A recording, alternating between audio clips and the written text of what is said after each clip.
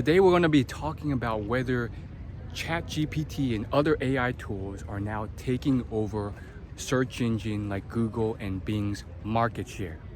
Hi, my name is Will and I am a traveling nomad who works in digital marketing, and I'm currently in Japan at one of the oldest shrines, temples to exist. This has been around since 600 AD. Point being, it's not about me, it's about how you can be a better or first-time digital marketer, and that's what I teach. And today we're talking about how you can actually make the most of AI and whether it's actually taking over the market share of other places. The answer is yes, and it's not just data I see online proving it, but I see it in person too. I'm currently in Japan, as I mentioned, and I've met a lot of travelers who are on vacation, or the nomads themselves, and they're traveling and working, or they own a business. And I've asked a lot of them for travel tips. And just like me, a lot of them tell me they got all their travel tips or advice for where to go in Japan from AI tools like ChatGPT or Grok. That's right, they're no longer turning to the traditional resources that used to be the new modern ways of getting that information, which used to be blogs through SEO and search engines. So what does this mean for the person who's talking about improving their SEO? And I still see it today because I interact with various businesses. A lot of these businesses are still very gung-ho or investing a lot of money in SEO. Now, some of them are getting, price conscious, so they're not willing to spend as much because they think you can do it, you can outsource some of the grunt work with AI tools. But I think the bigger issue, the concern I have, is essentially still thinking the same investments and the same work you do on SEO to improve your search rankings and get more search traffic is still going to be the same as it was. That doesn't mean you get rid of it, because a lot of these businesses I've worked with, they still get most of their traffic from search engines. If you look at their traffic sources, organic traffic still number one by far.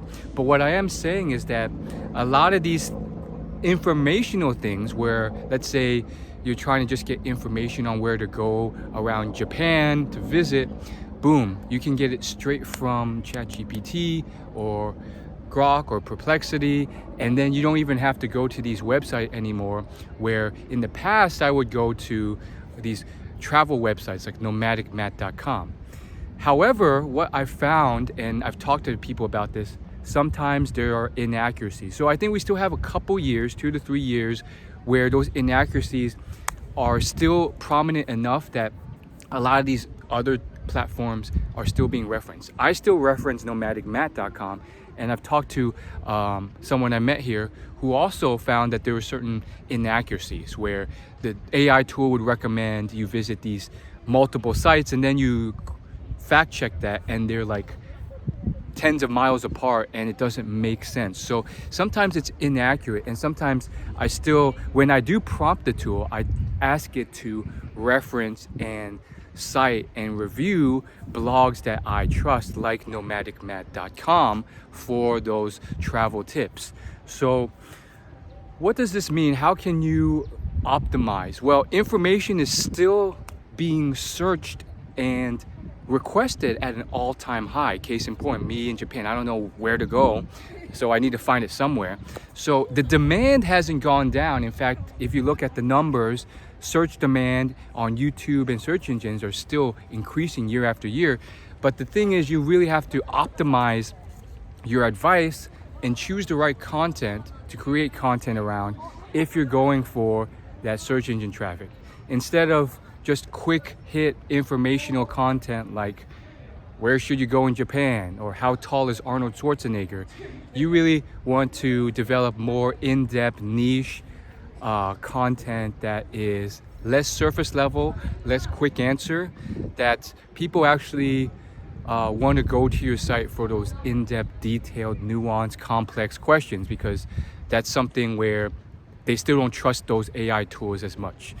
And those tools are still referencing actual platforms. So I don't think you should give up on SEO, but I do think the approach that you should use is different from where it once was.